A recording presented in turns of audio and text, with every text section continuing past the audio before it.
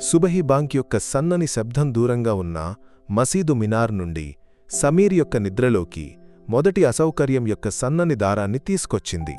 దుప్పటి కింద ఉన్న సుఖమైన వెచ్చదనంలో మరింత కుదించుకోవడానికి అతను ప్రయత్నించాడు.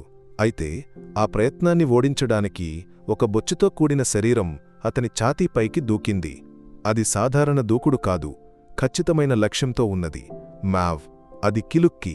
ఆమె సన్నని శబ్దం ఏమాత్రం కలుషితం లేని అధికారంతో బయటకు వచ్చింది. సమీర్ కళ్ళు తెరవలేదు. తదుపరి కదలిక ఏమిటో అతనికి తెలుసు. అతను ఊహించినట్లుగానే ఆమె చిన్న, చల్లని ముక్కు అతని బుగ్గపై ఒత్తిడి చేసింది. అంతేకాక ప్రేమతో కూడిన ఒక రుద్దుడు కూడా. పోవే, నన్ను నిద్రపోనివ్వు, సమీర్ దుప్పటి కింద నుండి గొణుగుతూ అన్నాడు. కిలుక్కి వదులుకోవడానికి సిద్ధంగా లేదు. ఆమె ముందు కాళ్లతో అతని ఛాతీపై సున్నితంగా నొక్కింది. గోళ్లు బయటకు తీయకుండా ఉన్న ఆ స్పర్శలో ఒక గుర్తు చేయడం ఉంది. లేవు, ప్రార్థన చేయడానికి సమయం ఆసన్నమైంది. సమీర్ నవ్వుతో కళ్ళు తెరిచాడు. అతని ముందు రెండు మెరిసే కళ్ళు తేరిపారా చూస్తున్నాయి. నలుపు, తెలుపు కలిసిన ఆమె బొచ్చు మధ్య ఆ కళ్లకు ప్రత్యేక అందం ఉంది. ఆమె మరోసారి శబ్దం చేసింది.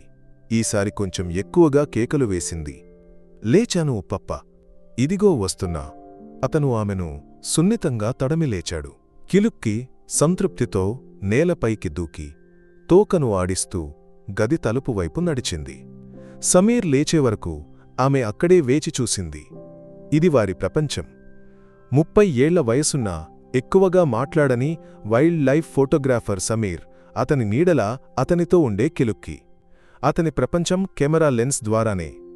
నది, పొలాలతో నిండిన ఆ గ్రామంలోని పక్షులు, సీతాకోకచిలుకలు అతని స్నేహితులు. అయితే ఆ ప్రపంచంలో అత్యంత ముఖ్యమైన అధ్యాయం కిలుక్కి.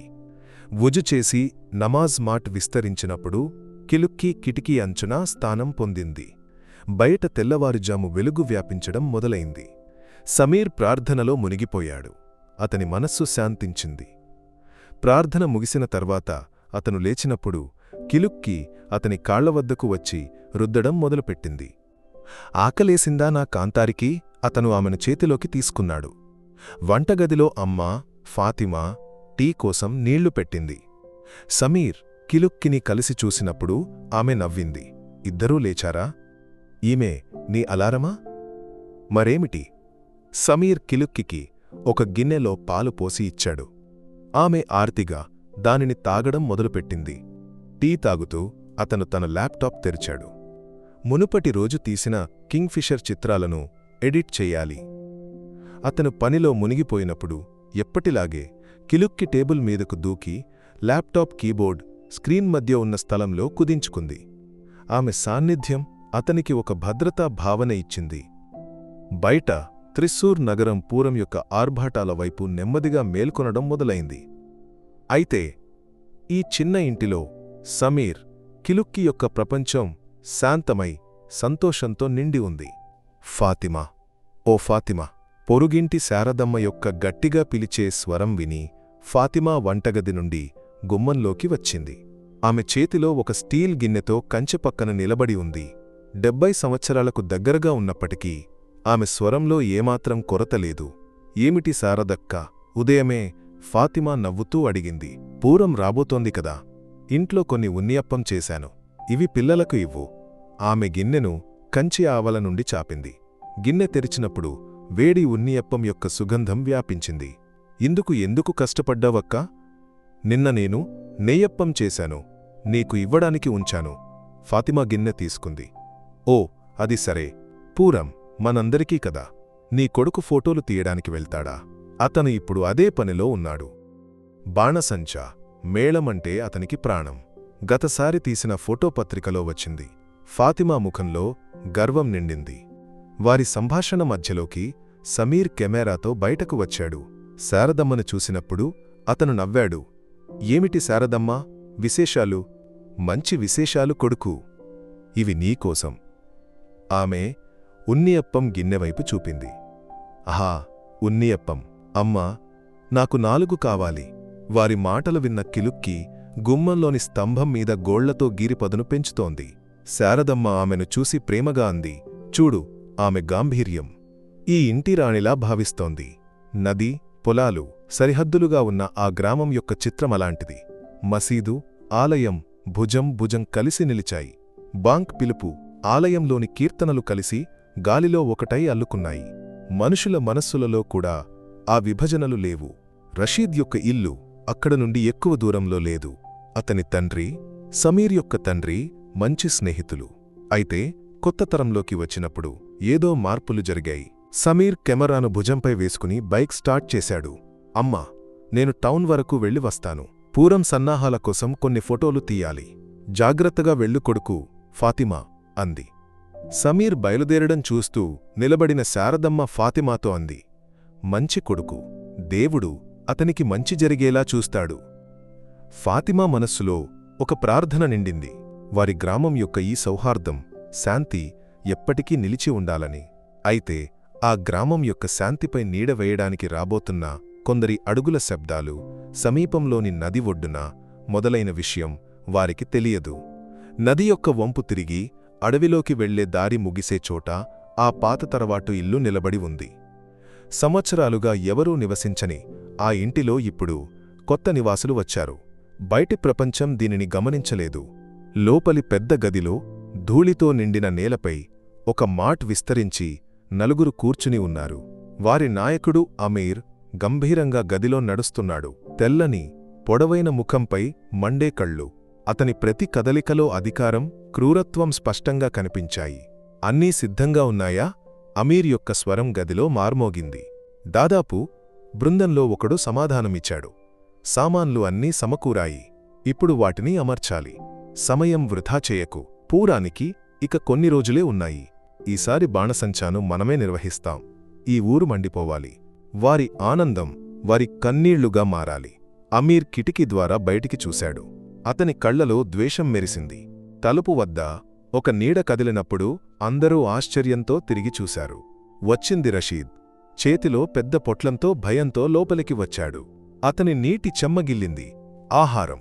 అతను భయంగల స్వరంతో అన్నాడు. అమీర్ అతనిని తల నుండి కాలి వరకు పరిశీలించాడు. ఆ చూపులో రషీద్ లోపలి భాగం కంపించింది. ఎందుకు భయపడుతున్నావు? మనం చేస్తున్నది పుణ్యకార్యం. మనమే అల్లాహ్ యొక్క నిజమైన సైనికులు. రషీద్ ఏమీ అనలేదు. ఆర్థికంగా వెనుకబడిన కుటుంబం, తప్పు మార్గంలోకి వెళ్లిన స్నేహాలు, మెదడులోకి ఇంజెక్ట్ చేయబడిన విషపూరిత ఆలోచనలు అవన్నీ అతనిని ఇక్కడికి చేర్చాయి. అయితే సమీర్, అతని అమ్మలాంటి వారి ప్రేమను చూసి పెరిగిన అతని మనస్సులో ఒక సంఘర్షణ జరుగుతోంది. ఇది సరైనదా? ఈ ఊరిలోని పేదలను చంపడం ఎలాంటి పుణ్యకార్యం? వెళ్లి సమీపంలోని దుకాణాల నుండి కొన్ని సామాన్లు కొనాలి. జాబితా నేనిస్తాను. అమీర్ ఒక కాగితాన్ని అతని వైపు చాపాడు. ఎవరి దృష్టిలోనూ పడకు. సందేహం కలిగితే. అమీర్ వాక్యాన్ని పూర్తి చేయకుండా రషీద్ను తీక్షణంగా చూశాడు. ఆ చూపు యొక్క అర్థం అతనికి అర్థమైంది. ఆహార పొట్లం అక్కడ పెట్టి జాబితాతో బయటకు వచ్చినప్పుడు రషీద్ కాళ్ళు వణుకుతున్నాయి. నది ఒడ్డున గాలి అతనిని తాకింది. దూరంగా ఆలయంలోని ఉచ్చపూజ మంటల శబ్దం వినిపించింది. అతని కళ్ళు నీటితో నిండాయి. తాను ఎక్కడికి చేరుకున్నానని అతను స్వయంగా అడిగాడు. అయితే వెనక్కి వెళ్లే మార్గం మూసుకుపోయింది. ఆ సాయంత్రం సాధారణం కంటే శాంతంగా ఉంది.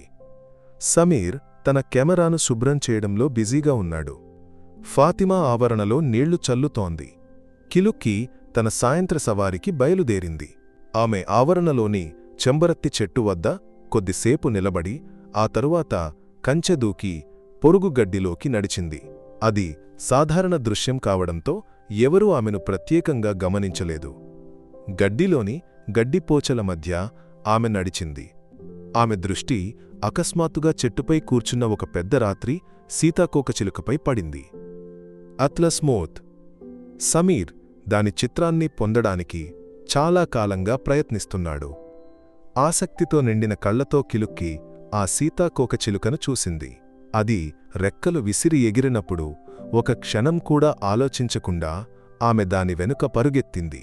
సీతాకోకచిలుక నదివైపు ఎగిరింది.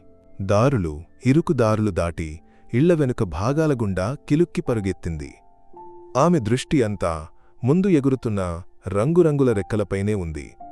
ఆమె పరుగులో ఎంత దూరం ప్రయాణించిందో ఎక్కడికి చేరుకుందో తెలియలేదు. చివరికి ఆ రాత్రి సీతాకోకచిలుక పెద్ద చెట్టుమీదకు ఎగిరి దృష్టి నుండి మాయమైంది. కిలుక్కి నిరాశతో నిలబడింది. చుట్టూ చూసినప్పుడు తను దారి తప్పినట్లు గ్రహించింది. పరిచయం లేని స్థలాలు, పరిచయం లేని వాసనలు. ఆమె తిరిగి నడవడానికి ప్రయత్నించింది. అయితే ఏ దారిలో వచ్చిందో ఆమెకు గుర్తులేదు. చీకటి వ్యాపించడం మొదలైంది. దూరంగా ఎక్కడో కుక్క మురిగే శబ్దం విని ఆమె భయపడింది. అప్పుడే నది సమీపంలోని ఆ పాత ఇల్లు ఆమె దృష్టిలో పడింది. బయట నుండి శాంతంగా కనిపించినప్పటికీ లోపల స్వల్ప వెలుగు ఉంది. భద్రమైన స్థలం అనే ఆలోచనతో ఆమె ఆ ఇంటి పగిలిన గోడ కింద నుండి లోపలికి జారుకుంది. లోపలి గదిలో అమీర్, అతని సహచరులు అత్యంత శ్రద్ధతో పనిలో ఉన్నారు. తీగలు, సర్క్యూట్ బోర్డులు, టైమర్లు టేబుల్ మీద నీటిగా అమర్చబడ్డాయి. పేలుడు పదార్థాలతో నిండిన పెట్టెలు ఒక మూలలో అమర్చబడ్డాయి. గదిలో ఒక తీవ్రమైన రసాయన వాసన తగిలింది. ఖచ్చితంగా ఉండాలి. చిన్న తప్పు కూడా మన పథకాన్ని నాశనం చేస్తుంది. అమీర్ సూచనలు ఇచ్చాడు. బయటి శబ్దాలకు భయపడిన కిలుక్కి తెరిచి ఉన్న కిటికీ ద్వారా గదిలోకి దూకింది. ఎవరూ ఆమెను గమనించలేదు. ఆమె శబ్దం చేయకుండా ఒక మంచం కింద దాక్కుంది. ఆమె చిన్న ముక్కులోకి చొచ్చుకొచ్చిన వాసన ఆమెను అసౌకర్యంగా చేసింది. మనుషుల గంభీరమైన సంభాషణలు ఆమెలో భయాన్ని నింపాయి. అకస్మాత్తుగా బయట ఒక పెద్ద శబ్దం వినిపించింది. అటుగా వెళ్లిన ఒక లారీ హారన్ మోగించింది. ఆ అనూహ్య శబ్దంతో కిలుక్కి భయంతో వణికింది. ఏం చెయ్యాలో తెలియక ఆమె మంచం కింద నుండి బయటకు దూకి రక్షణ కోసం టేబుల్ మీదకు ఒక్క దూకుడు దూకింది.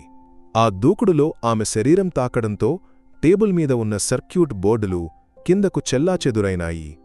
అందులో ఒకటి ఆమె శరీరానికి తగిలి కింద పడింది. అంతేకాక అత్యంత ముఖ్యమైన ఒక మైక్రోచిప్, ఒక చిన్న ద్రవం నిండిన టెస్ట్ ట్యూబ్ కూడా నేలపై పడి పగిలాయి. ఏమిటి? అది ఏమిటి? గదిలో ఉన్నవారు ఆశ్చర్యంతో తిరిగి చూశారు. ఒక క్షణంలో ఏం జరిగిందో వారు గ్రహించారు. వారి కళ్ళు భయంతో వణుకుతున్న ఆ నలుపు, తెలుపు కలిసిన పిల్లిపై పడ్డాయి. ఆ శాపం గల పిల్లి బృందంలో ఒకడు అరిచాడు. అమీర్ ముఖం కోపంతో విలవిలలాడింది. అతను కుర్చీ తీసుకుని ఆమెపైకి విసిరే ముందు కిలుక్కి తెరిచి ఉన్న కిటికీ ద్వారా బయటకు దూకి చీకటిలోకి ఓడిపోయింది. వారు టేబుల్ వద్దకు పరుగెత్తారు. నేలపై చెల్లాచెదురైన తీగలు, పగిలిన గాజు ముక్కల మధ్య వారు వెతికారు. షిట్! టైమర్ సర్క్యూట్లోని ముఖ్యమైన చిప్ పోయింది.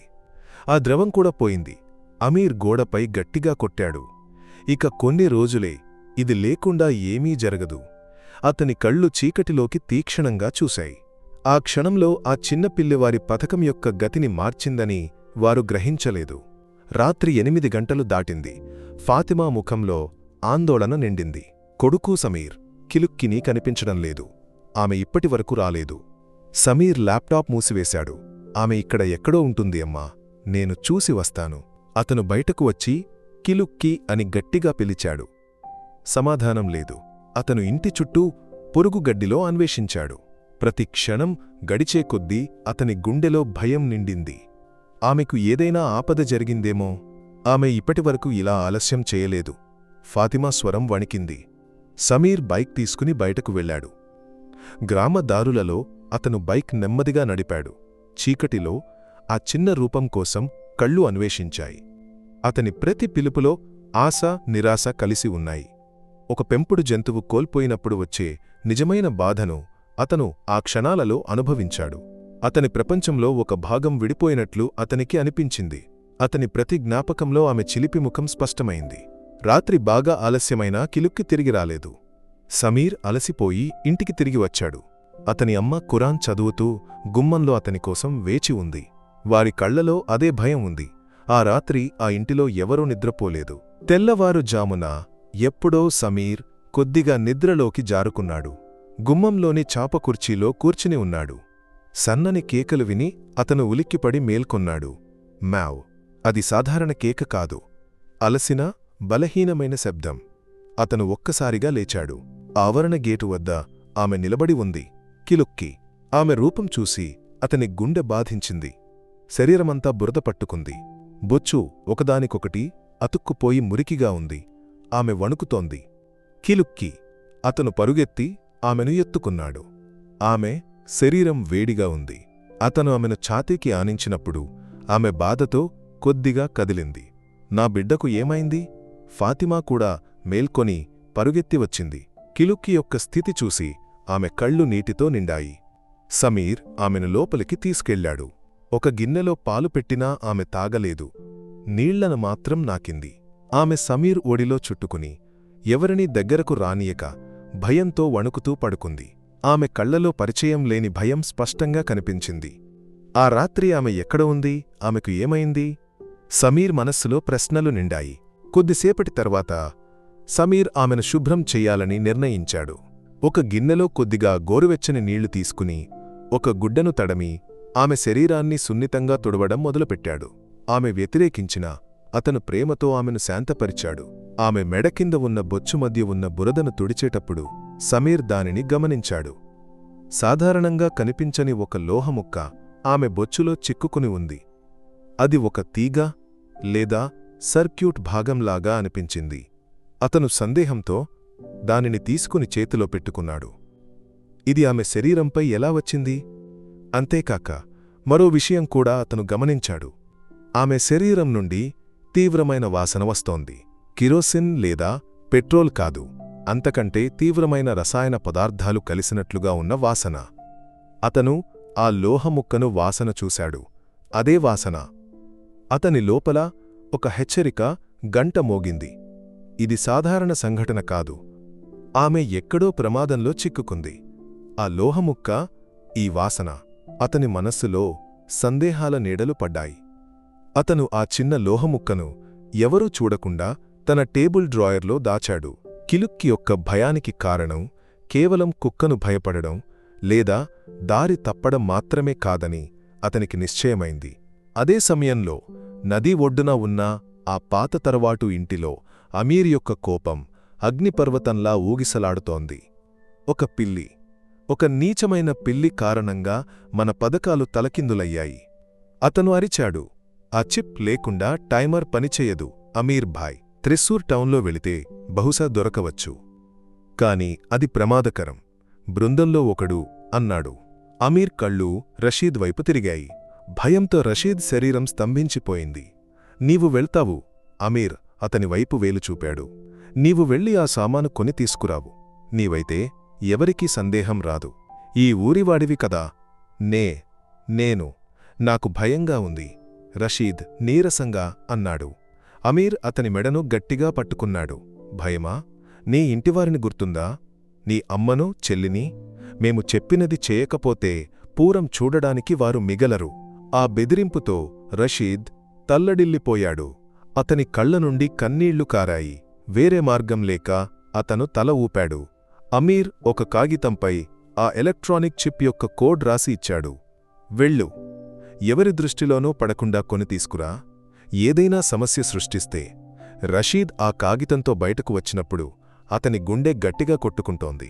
త్రిస్సూర్ టౌన్లోని ఎలక్ట్రానిక్స్ దుకాణాలు అతనికి తెలుసు. కాని తన ప్రతి కదలికను గమనిస్తున్నారనే ఆలోచన అతనిని భ్రాంతికి గురిచేసింది. మరుసటి రోజు ఉదయం సమీర్ మనస్సు అస్వస్థంగా ఉంది. కిలుక్కి ఇప్పటికీ అలసిపోయి ఉంది. ఆమె ఇంటి బయటకు వెళ్లడానికి ఒప్పుకోలేదు. సమీర్ టేబుల్ డ్రాయర్ తెరిచి ఆ లోహముక్కను చేతిలోకి తీసుకున్నాడు. దానిని వేళ్ల మధ్య తిప్పుతూ మరల్చుతూ చూశాడు. ఇది ఎక్కడ నుండి వచ్చి ఉంటుంది?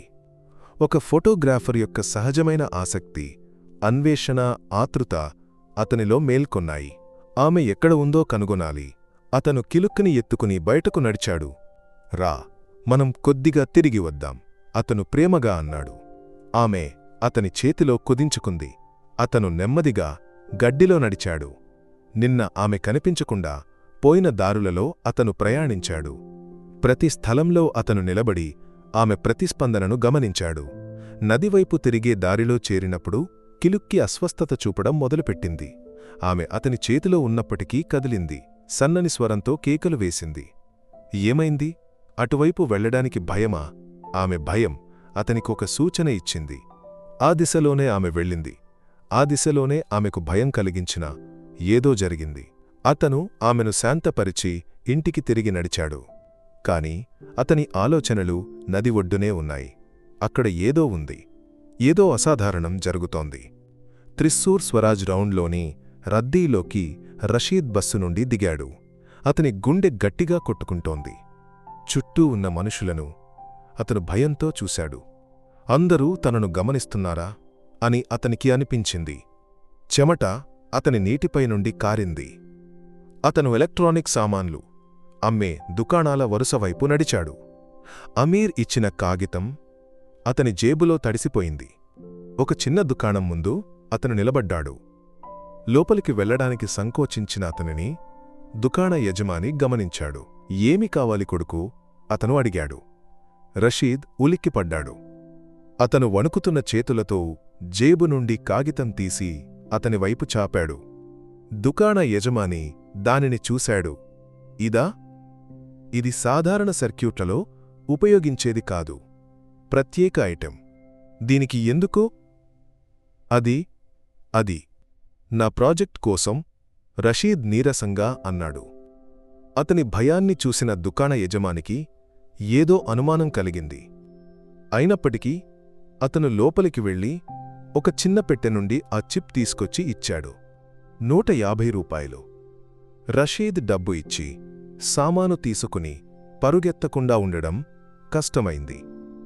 అతని ఆ వ్యాకులత దుకాణ యజమాని అనుమానాన్ని మరింత పెంచింది. అతను దుకాణం బయటకు వచ్చి రషీద్ రద్దీలో అదృశ్యమవుతున్న దృశ్యాన్ని చూశాడు. ఏదో తీవ్రమైన సమస్య ఉంది అతను గొణుగుతూ అన్నాడు. బస్సులో ఎక్కి గ్రామానికి తిరిగి వెళుతున్నప్పుడు రషీద్ మనస్సు శూన్యంగా ఉంది.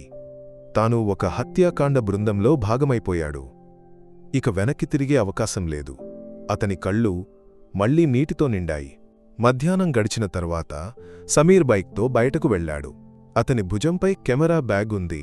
అతను నేరుగా నది ఒడ్డుకు వెళ్లాడు.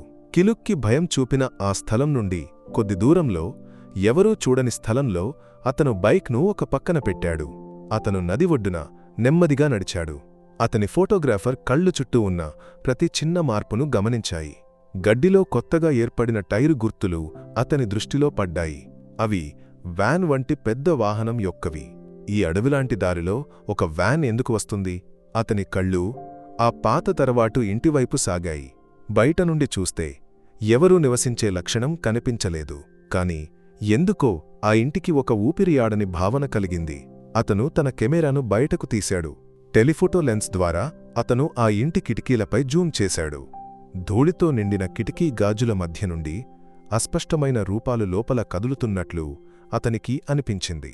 ఒక నీడలా ఏదో వేగంగా కదిలి అదృశ్యమైంది. అతని గుండె కొట్టుకోవడం వేగవంతమైంది. అతను కెమెరాను కిందకు దించాడు. ఇక్కడ ఏదో జరుగుతోంది.